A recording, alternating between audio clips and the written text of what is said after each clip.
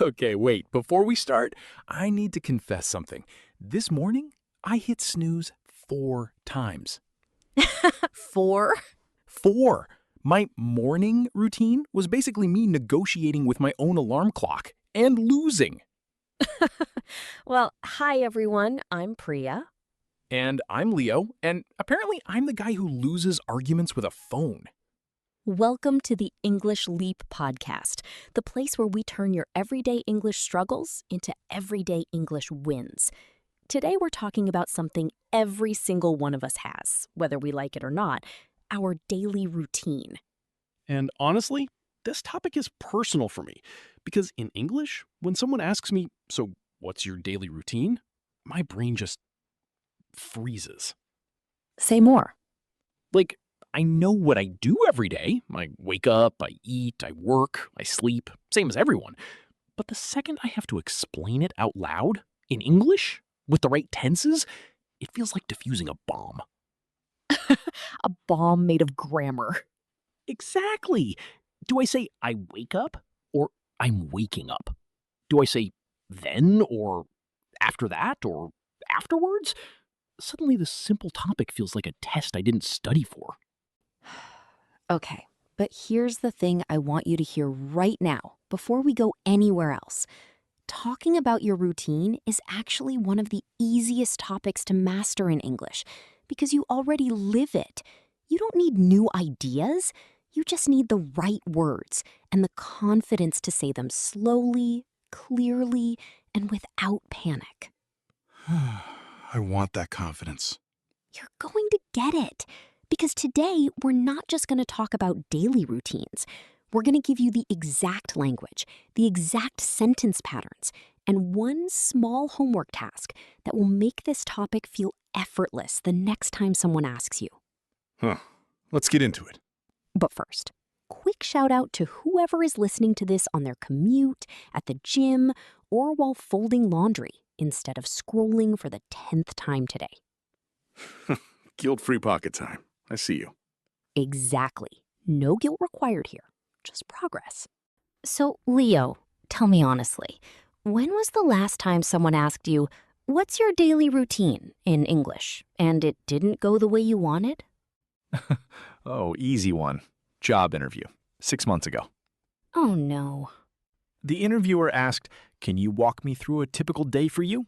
And in my head, I had this beautiful, detailed answer ready in my own language. But in English, I just said, I wake up, I go to work, I come home, like a robot reading a grocery list. I wake up, I go to work. Very poetic. I know. And the whole time I was thinking, this is such a simple question. Why can't I just talk? Okay, here's the metaphor I want to give you, because I think this explains exactly what's happening in your brain in that moment. Learning to talk fluently about something familiar, like your routine, is like moving furniture into a small apartment. Go on. You already own the furniture. That's your ideas, your real life, your real habits. Nothing new to buy. But if you try to shove every piece through the door at once in a panic, everything gets stuck in the doorway. Chairs, tables, everything jammed together. That's what happens when you try to say a whole day's routine in one breathless English sentence. Okay, that is scarily accurate. But if you move the furniture in piece by piece, one chunk at a time, suddenly the whole room fills up beautifully and nothing gets stuck. So instead of panicking and trying to say the whole day in one go, You say it in small, natural chunks. In the morning, I usually pause. Then around noon, I pause. By the evening, I tend to small pieces, natural rhythm, no traffic jam at the door. I love that. Because honestly, my biggest fear isn't even the words, it's the pace. I feel like if I pause, people will think my English isn't good enough. Leo, I need you to really hear this. Pausing is not a weakness. Pausing is what fluent speakers do constantly. Even native speakers pause to organize their thoughts. A pause means you're thinking in real time, which is exactly what real conversation looks like. Okay, that actually helps. Let's take a listener example. Someone described their day to us like this. They wake up, they stretch for a moment, they drink water to rehydrate after sleeping, and then they check their to-do list before diving into emails. Notice something? It's told in stages. Morning, then a small transition, then the next stage. Exactly. Stepping stones, not a single leap across the river. Okay, my turn for an embarrassing confession. Once, I tried to explain my whole daily routine to a coworker from Australia, and I got so nervous I just skipped the entire afternoon. I went straight from breakfast to dinner. You erased 8 hours of your life. I basically told her I don't work. I just eat breakfast and then it's suddenly dark outside. That is the most efficient workday I've ever heard of. You probably thought I was a vampire with a very short schedule. Okay, but this is such a common trap. When we're anxious, we rush, and rushing makes us skip whole sections of what we want to say. That's why we always teach the 3-part day trick: morning, afternoon, evening. 3 stepping stones. You just walk across them one at a time. Morning, afternoon, evening. That's genuinely so much less scary than describe your entire day. Right, because describe your entire day sounds like an essay, but tell me about your mornings sounds like a chat with a friend. Reframe the mountain into 3 small hills. I like that. Steal it. I will. And here's the other mindset shift I want to give you.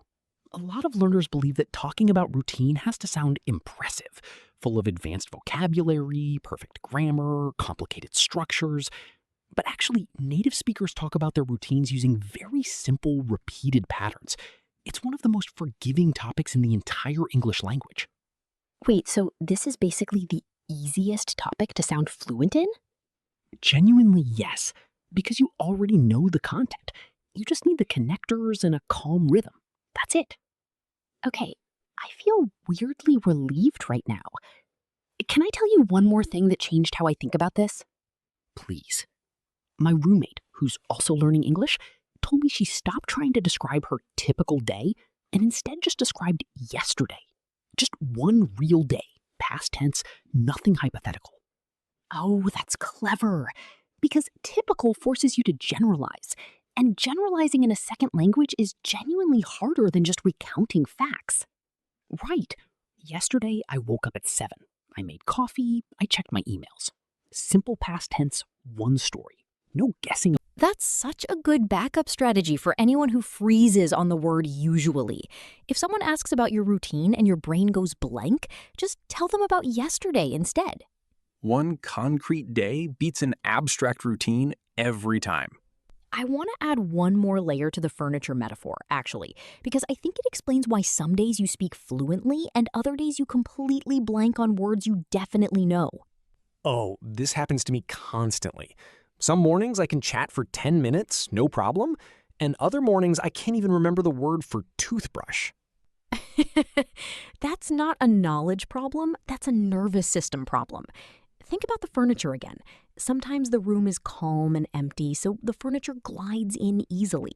But if you're anxious, tired, or rushed, it's like the room is already cluttered with other stress, and there's simply less space for new words to land smoothly. So it's not that I forgot the word, it's that there was no room for it. Exactly. Which is why breathing, slowing down, and giving yourself permission to pause actually creates more mental space, not less fluency. That reframes so much of my anxiety, honestly. I always assumed freezing meant I wasn't good enough yet. It usually just means your nervous system needs a second to catch up with your knowledge. The knowledge is already there. Good. Hold on to that feeling, because we're about to give you the exact vocabulary that will make this topic feel like home. All right, it's time for our favorite part of the show, the word tour. This is where we take the strongest words from our conversation and break them down so you can actually use them today. I'm ready. Hit me. Word number 1, stretch. Stretch. This means to extend your arms, legs, or back to loosen your muscles, usually right after waking up. Example 1, I always stretch for a few minutes before getting out of bed. Example 2, After sitting for 3 hours, she stood up to stretch her back. I need to start doing that instead of just staring at my ceiling. Word number 2, rehydrate. Rehydrate. This means to replace the water your body lost, especially after a night of sleep. Example 1, I drink a big glass of water in the morning to rehydrate. Example 2, after the workout, he rehydrated with coconut water. Okay, my turn. Word number 3, to tackle something. Tackle. This means to deal with a difficult task directly and with effort, not avoiding it. Example 1, I like to tackle my hardest task first thing in the morning. Example 2, she finally tackled the pile of laundry she'd been avoiding all week. Ooh, that's a great one because it sounds so much more natural than I do my task. Right. Tackle has energy in it. It sounds like you're actually fighting the task, not just doing it. Word number 4, sluggish. Sluggish. This describes feeling slow, tired, and low on energy, often after a heavy meal or bad sleep. Example 1, I feel sluggish if I eat a big lunch. Example 2, he was sluggish all morning because he only slept 4 hours. Painfully relatable. Quick question before you continue. Is sluggish formal or casual? Great question. It's casual and conversational, perfect for everyday chats, podcasts, or messages to friends. You wouldn't use it in a formal report, but in daily speech, it's extremely natural and common. Good, because I use it constantly, usually right after lunch. Noted. Word number 5, wind down. Wind down. This is a phrasal verb meaning to slowly relax and prepare for sleep or rest. Example 1, I wind down in the evening with a cup of tea and a book. Example 2, after a stressful day, she likes to wind down by taking a long walk. And my last one, word number 6, consistent. Consistent. This means doing something the same way, regularly, without much change. Example 1, having a consistent bedtime really improved my sleep. Example 2, he's very consistent with his morning workouts, even on weekends.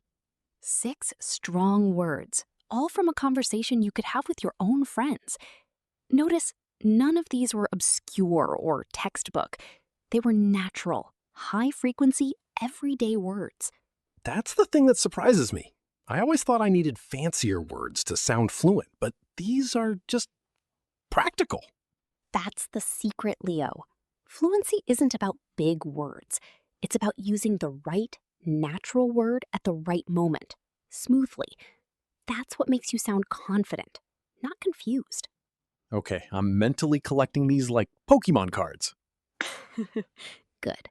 Collect them, then use them today, even just in your head, describing your own morning. Wait, can I sneak in one more? I think it deserves a spot. Go for it. We've got room. Word number 7, to ease into something.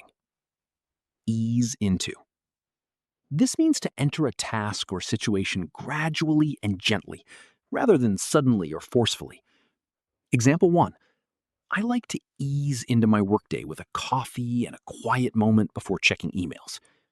Example 2, she eased into the new job slowly, taking her first week to simply observe. Oh, I really like that one because it directly connects to today's theme. You don't need to leap into your English routine either. You can ease into it. Ease into English. I like that as a mantra, actually. Write that down, everyone. Ease into it. Not leap, not force, ease. Now let's move into one of the most useful segments we do. Say it better. This is where we take heavy, awkward, overly direct sentences that learners commonly say, and we transform them into smooth, natural English. I have a feeling I'm going to recognize some of these sentences from my own mouth. Probably. Sentence number 1, the heavy version. I wake up, then I eat, then I go to work. Very robotic, very list-like. The smoother version. My mornings usually start with a quick breakfast before I head off to work. Notice how usually start with and before I head off create flow instead of a flat list. It sounds like a sentence, not a checklist. Exactly. Sentence number 2, the heavy version. My day is the same every day. It's boring. The smoother, more natural version, I tend to follow a pretty consistent routine. It keeps me grounded, even if it's not the most exciting thing in the world. Same honesty, but it sounds self-aware and confident instead of apologetic. Okay, here's mine. Heavy version. I don't have time in the morning. I just wake up late. Better version. Mornings are a bit rushed for me, so I've learned to keep things simple. A quick shower, coffee, and I'm out the door. Notice we're not hiding the truth. We're just framing it with warmth instead of embarrassment. I love that one because so many learners feel like they need to defend their routine when really native speakers just describe it casually, flaws included. Right. Nobody expects your day to be perfect. Sentence number 4, the heavy version. At night, I don't sleep good. My routine is bad. Smoother version, my evening routine still needs some work. I'm trying to wind down earlier instead of scrolling on my phone. This version sounds reflective and human, not like a confession. And here's my last one. Heavy version, my English is bad when I talk about this topic. Better version, I'm still working on describing my day smoothly in English, but I'm getting more comfortable with it. Same honesty, but it sounds like progress, not defeat. That last one, honestly, might be the most important sentence in this whole episode. Yeah, because that's the sentence in our own heads, isn't it? Not just about routines, about everything in English. Exactly. And the psychological trick here is simple. Instead of saying bad, we said still working on it. Instead of a fixed failure, it becomes a moving journey. That single shift changes how confident you sound and how confident you feel. One last one from me, actually, if we've got room. Heavy version, I always cancel my study plans. I have no discipline. Better version, I'm still figuring out a study rhythm that actually sticks. Some weeks are better than others. Same truth, but it sounds like an ongoing project instead of a personal flaw. That word rhythm is doing a lot of work there. It makes the whole thing sound musical instead of broken. I'll take musical over broken any day. That's 6 upgraded sentences. And notice the pattern running through every single one? We're not lying. We're not hiding the truth. We're just choosing softer, more reflective language instead of harsh final labels like bad or boring or no discipline. Cushioning the truth instead of hiding it. Exactly. And that one shift changes how people perceive you in conversation. And honestly, how you perceive yourself. I needed to hear that today. We all do, sometimes. Okay, before we wrap up, here's your homework. And I promise it's small, it's specific, and it takes less than 2 minutes. I like homework that takes less than 2 minutes. In the comments below, write one sentence describing your morning routine using the 3 stepping stones method. Start with, in the morning, I usually. Just one honest sentence, using at least one word from our word tour today. So even something like, in the morning, I usually feel sluggish until I have coffee. That counts? That counts perfectly. That's real, natural, confident English. Okay, I'm doing that the second we finish recording. And here's a small bonus tip before we close. Don't worry about your accent while you write or say that sentence. Accent is not the same as clarity. Okay, that one hits close to home. I always assumed people were judging my accent the second I opened my mouth. Most people are actually just listening for meaning, not judging pronunciation. An accent simply shows that you speak more than one language. That's not a flaw, that's a skill most monolingual speakers don't even have. I've genuinely never thought of it that way. My accent as proof I know 2 languages instead of proof my English is wrong. Exactly. So when you post your comment today, say it out loud first, in your own voice, accent and all. Confidence grows from repetition, not from waiting until it sounds perfect. Repetition over perfection. I'm adding that to my notes app. And one more thing, for anyone who feels behind because they've been meaning to practice for months but keep putting it off, one honest sentence today is worth more than a perfect paragraph you never write. Small, consistent action beats a big plan that never starts. Here's the final thought I want to leave you with today. Your daily routine doesn't need to sound impressive in English. It doesn't need perfect grammar or advanced vocabulary. It just needs to sound like you, described one small step at a time. Morning, afternoon, evening. Small hills, not one big mountain. Exactly that. Fluency isn't about being flawless. It's about being understood and about connecting with the person in front of you. Connection over perfection. Always. And if today's episode helped even a little, share it with a friend who also freezes up when someone asks, "So what do you usually do all day?" Tag them. Let them ease into it with us. Always. All right, everyone. That's it for today's episode. Thank you so much for spending this time with us. Keep leaping. We'll see you in the next one. Bye for now.